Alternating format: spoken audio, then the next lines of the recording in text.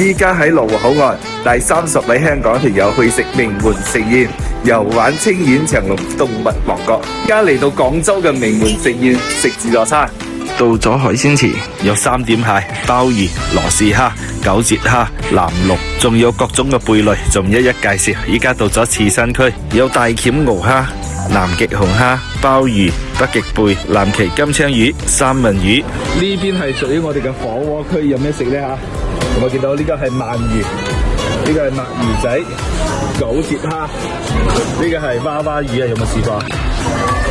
呢個就係東星斑啦，野生東星斑，哇！睇下，全部都係啱啱切好嘅。名門盛宴嘅自助餐啊，佢係有現煮現撈同埋火鍋，仲有熟食嘅形式俾到我哋食嘅。所有團友都食住嘆住醋出去啊！大家食得非常之開心。食飽飯，我哋出發清遠長隆長頸鹿城堡酒店。一返到酒店大堂啊，有非洲叢林部落嘅人員啊，同我哋載歌載舞進行表演唱歌，場面非常之開心。特別係小朋友啊，一齊聽歌跳舞，玩得好盡興啊！我哋入到房間，仲有驚喜。你睇下房間嘅佈置，全部都係非常之卡通嘅。呢個雙人床嘅話，係佈置成長頸鹿嘅樂園啊！你睇下，全部都係長頸鹿嘅圖案。冇話小朋友啊，就算我自己入住啊，一入到房間都感覺莫名嘅興奮啊！酒店入邊仲設置溫泉區，如果你食飽玩攰咗，仲可以浸溫泉。呢度係一座完全被森林包圍嘅溫泉啊！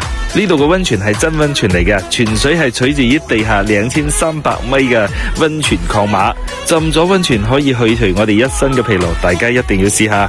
另外，溫泉入邊仲有個3D 投影溫泉泡池，呢個一邊睇住動物大遷徙，一邊浸住溫泉，呢個體驗唔係度度都有㗎。到咗行程嘅第2日，我哋嚟到長隆動物王國公園睇動物大遷徙，記得要坐呢個小火車。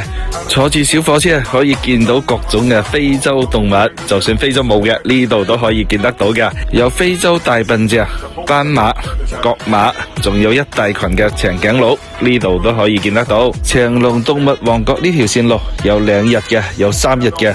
如果你中意嘅話，麻煩喺評論區留低動物王國呢4個字，我哋將行程信息發送俾你。如果你係節假日想帶小朋友出嚟玩一玩嘅話，我真心建議你嚟長隆動物王國呢度。大家報名要揸緊時間啦，因為復活節嘅話房間不多，我哋只係留咗50間房㗎咋，想嚟嘅快啲報名啊！